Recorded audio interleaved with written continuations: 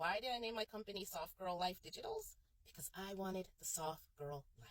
Okay, I wanted a life where I could take care of myself, take care of my family, but also feel like I wasn't a maniac. I wanted a life where I felt happy with what I was doing, where I wasn't doing a job that was physically demanding. My background is occupational therapy, so I've had a lot of jobs where I've had to do a lot of transferring, a lot of pushing wheelchairs, a lot of running around on the mat with kids, and I just wanted something where I can use my brain. I was tired of using my body. So digital products has been the game changer for me. You make a product once, you upload it wherever, you sell. I sell on Etsy, I sell at a sand store, and then you can make all your money working from home. It's a lot of hard work. This is not like a money grab. You do have to put in a lot of time, but the good news is that you can make money while you sleep. People can be buying while you sleep. So that is the soft girl life to me.